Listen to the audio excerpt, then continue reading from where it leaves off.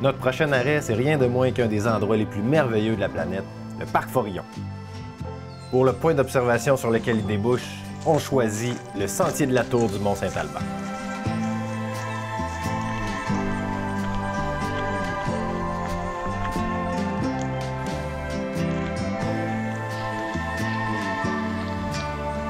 Le Parc Forillon est une aire naturelle historique de 245 km² qui borde la rive du golfe du Saint-Laurent. L'infinité d'habitats naturels qui s'y côtoient en fait l'un des écosystèmes les plus riches du globe. Au sommet, juché à 283 mètres d'altitude, la tour d'observation du Mont-Saint-Alban donne accès à un spectaculaire panorama sur 360 degrés. Et c'est l'endroit de prédilection pour admirer la pointe de Forillon.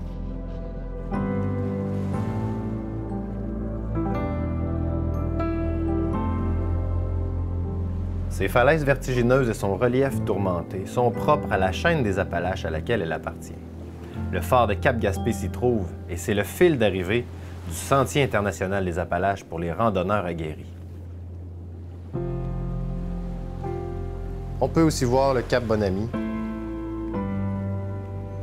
De l'autre côté, le charmant village de Cap-des-Rosiers qui porte en ses terres d'une hauteur de 34 mètres, le plus haut phare du Canada.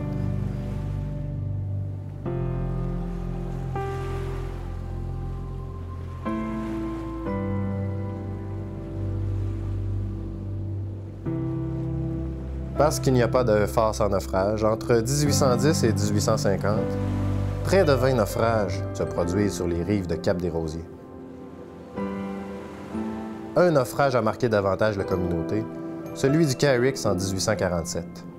Il transportait, en plus de l'équipage, 187 migrants irlandais chassés par la famine et la pauvreté. Leur barque s'est brisée sur les récifs de Cap-des-Rosiers. 48 passagers seulement ont survécu.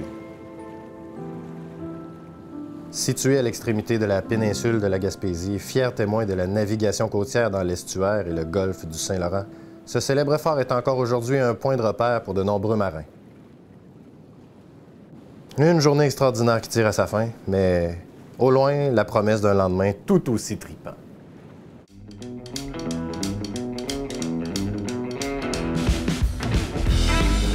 Toujours au cœur de Forillon et on est chanceux, le beau temps est encore au rendez-vous.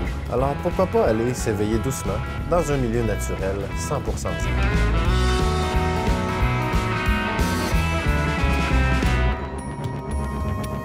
Le sentier de la chute de Forillon est court de 1 km.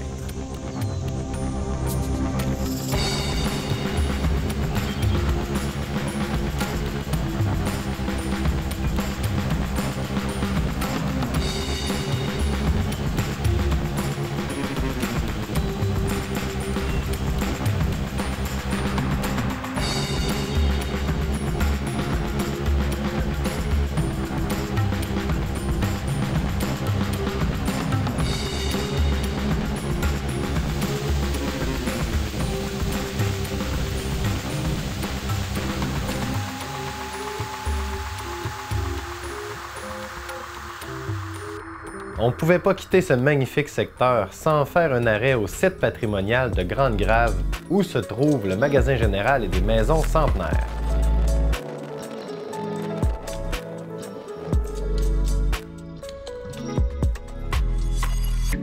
Plusieurs activités ont comme point névralgique le quai du site patrimonial de Grande-Grave. C'est aussi un rivage de prédilection pour les pêcheurs au homard.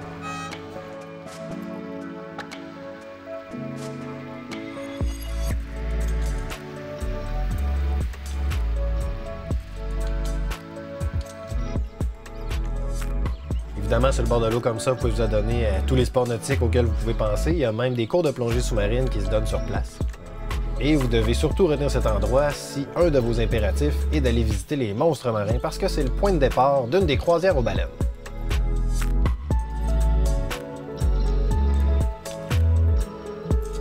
Évidemment, vous pouvez vous taper une petite partie de pêche de poissons d'eau salée.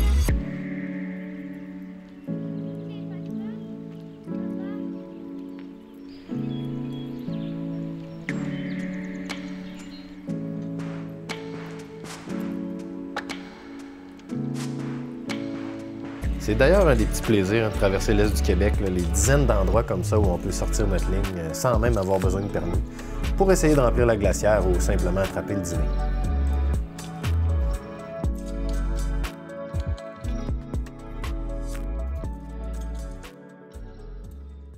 On aurait pu passer l'entièreté des 7 jours du voyage ici, au Parc Forillon.